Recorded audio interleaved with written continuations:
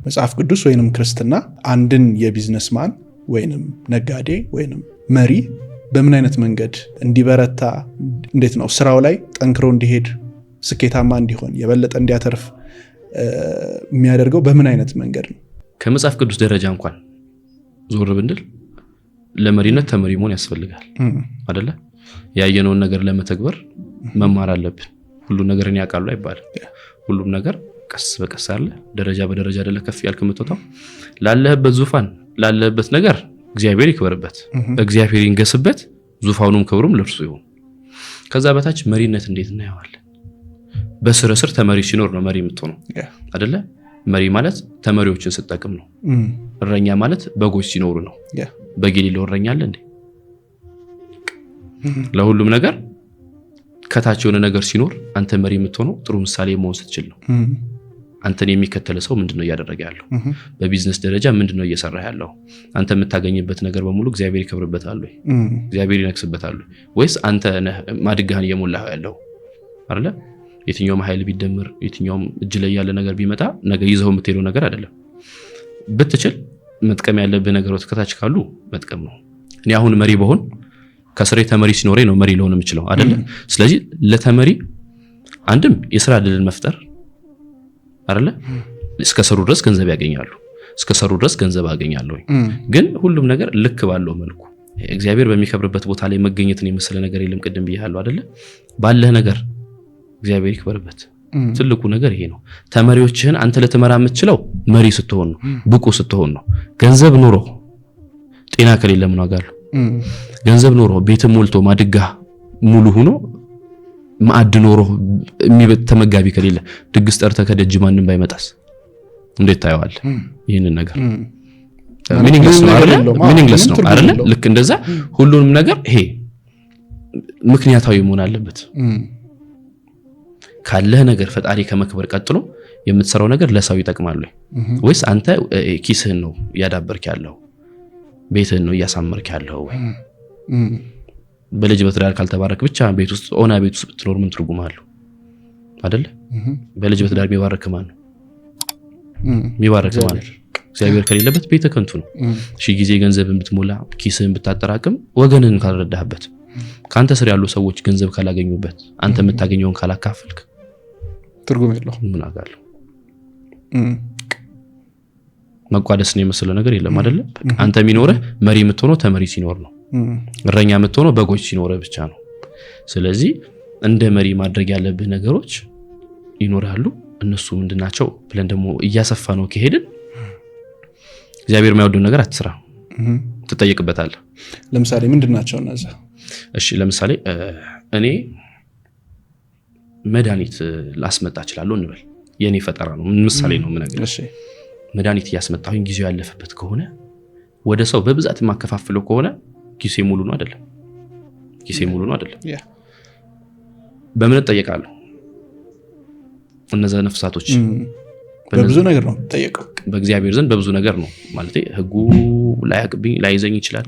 እስካልተያዝኩኝ ድረስ ያው ብትሰርቅም ስራ ነው አይደለ? ኪስን እስካዳበረልህ ድረስ በቃ የምትበላው ነገር እስካላሳጣ ድረስ ላንተ ገንዘብህ ነው አይደለ? በምንም ወይ ልታመጣው ትችላለህ ገንዘቡ አይደል? ትልቁ ነገር አንተ ፈጣሪ በተለይ ደግሞ አይዘንብህ። በምትሰራው ስራ ላይ ደግሞ እግዚአብሔር ካልከበረበት ባገኘው ነገር ላይ መባህን አስራትን ካላወጣ ትርጉም የለውም። ስራ ስትሰራ ዓለማዊ ሰው ሆነህ ዓለም ላይ እስከኖርክ ድረስ መስራት አለብህ፣ መብላት አለብህ አይደለ? እጅ ላይ ገንዘብ ያስፈልጋል አይደለ? ዓለም የሩጫ ሆናለች አሁን ላይ። በደንብ ለህሊና ኑር።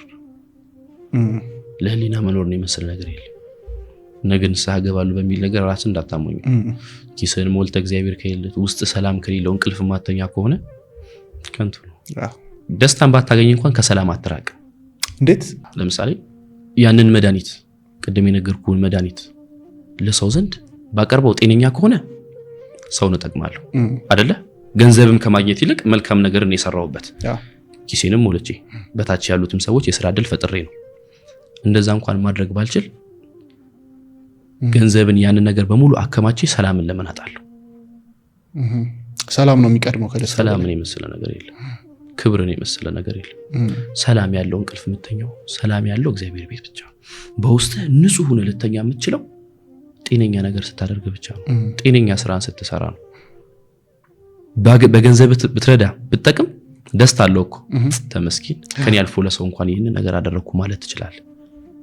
ህሊና ላይ ማስቀመጥ ትችላለህ። ያን ነገር ብታገኝ ግን ገንዘቡ እንኳን ቢመጣ ሰላም አይኖርም። የትኛውም ሰው ሰላም አይኖረው። ሰላምን የመሰለ ነገር የለም። ደስታን ለማግኘት ባትሮጥ እንኳን ከሰላም አትራቅ፣ ከሰላም አትሽ። እግዚአብሔር ፊቱን ካዞረብህ ምን ዋጋ አለው? ፈጣሪ ካዞረብህ ምን ዋጋ አለው? ፊቱን ካዞረብህ ምን ዋጋ አለው? አንዳንድ ጊዜ ምን ይባላል መሰለ እግዚአብሔር ሁሌ መሐሪ መሆኑ ብቻ ስለሚናገር ነው። ሁሌ ይቅር ባይ መሆኑን ይነገራል። ምንም ብትበድሉ እግዚአብሔር ይቅር ባይ ነው። እድል እስካለህ ነው ያ ነገር፣ እድል ካለ ነው፣ ጊዜው እስካለ ድረስ ነው። እግዚአብሔር ልቅጣ ካለ አርጩም አይማዘዝም፣ ጅራፍም ሊገምድ አይችልም፣ አርጩም አይቀነጥስም። ከቀጣ ቀጣ ነው።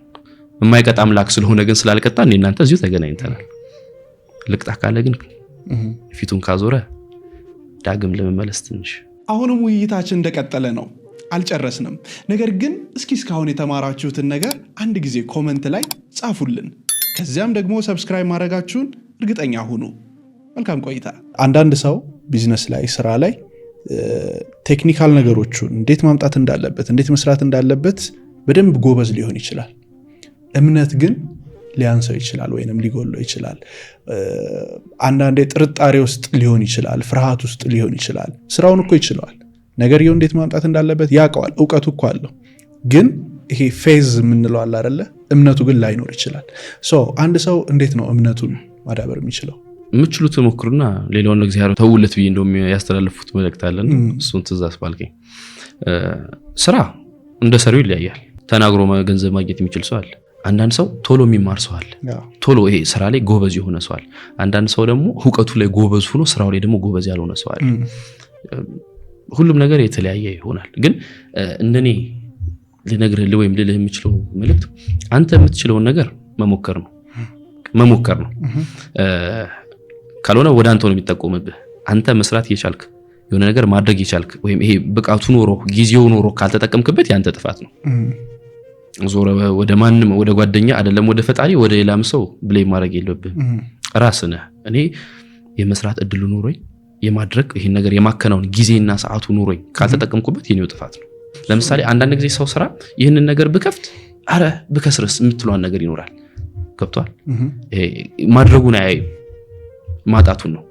ስለ ነገ ማን ያውቃል? ስለ ነገ አትጨነቁ ብሏል አይደል? በነገራችን ላይ የታዘዘው እኮ የዕለት እንጀራዬን አትከልክለኝ ነው። ስለ ዛሬ የምታገኛትን እህል ብቻ ነው።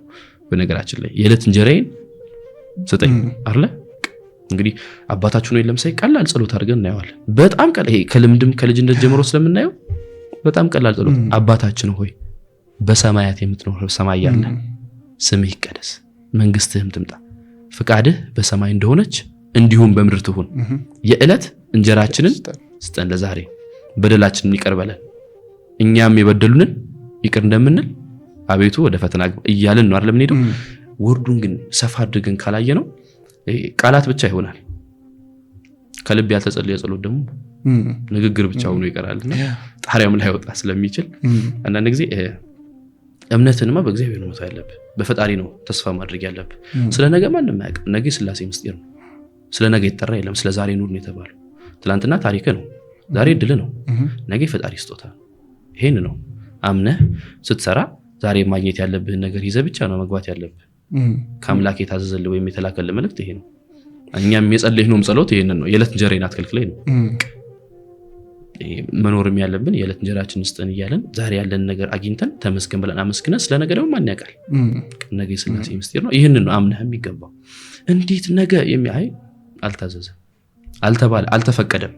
በእግዚአብሔር ስራ መግባት ነው። ስለ ነገ ማሰብ በራሱ በእግዚአብሔር ስራ መግባት ነው። ስለ ነገ ስላሴ ምስጢር ነው፣ የእግዚአብሔር ስራ ነው። ያቆየን ሁሉ ነገር ዛሬ እንደሞከርነው ነገ መጣር የማይሳካ ነገር የለም። እምነት የሚሰጥህ ነው ወይስ የምትለማመደው? እምነት አንድ ነገር ይሆናል ብሎ ማመን ነው አይደለ? እኔና እናንተ እዚህ ምድር ያመጣን ወላጆቻችን ናቸው። ከወላጆቻችን ወደ ላይ ሌላ ቤተሰብ አለ። ከፍ እያለን ግን ማን አለ? ወደ አዳምና ሔዋን እንመጣለን። ከዛ የፈጠረ አንድ አምላክ አለ አይደለ? አምነን ነው። እምነት ማለት ያላየኸውን ነገር አምነህ መቀበል ነው። ያላየኸውን ነገር ወይም የሰማነውን ነገር ብቻ አምነህ መቀበል ነው። ባመንክበት ልክ ግን አንተ ምን ያህል ጥረሃል ነው። ፈጣሪ አለ ብዬ ወደ ፈጣሪ ጉዞ ከሌለኝ የምራመደው እርምጃ በሙሉ እየተቆጠረ አይደለም፣ ድካም ነው። ላባን ጠባጥብ ትርፉ ማዲያት ነው አይደለ? ወይም ደግሞ ፀሐይ ቢመታኝ ትርፉ ኪሳራ ነው። የምትሄድበትን እርምጃህን ማወቅ አለብህ። እምነት የሚሰጥ ነው ወይስ የምንቀበለው ነገር ካለ እምነት አንተ ህይወት ላይ የምትወልደው ነገር ነው። አዎ ፈጣሪ አለኝ፣ አዎ ያደርግልኛል፣ እኔ በደለኛ ነኝ፣ እሱ ይክሰኛል። እኔ ኃጢአት ሰርቼም እየካሰኝ እየኖርኩም ያለሁት በአምላኬ ምህረት ነው። እንደኔ በደል ሳይሆን እንደ እግዚአብሔር ርኅራኄ፣ እንደኔ ክፋት ሳይሆን እንደ እግዚአብሔር ይቅርታ፣ እንደኔ ተንኮል ሳይሆን እንደርሱ አይቶ አለመመልከት ነው አይደለ? እድል የሰጠኝ አምኛለሁ። የተደረገልኝ ነገር በሙሉ ከኔ ጥረት በፊት የእግዚአብሔር ቸርነት ነው፣ ስላመንኩኝ ነው። እመን እንጂ አትፍራ።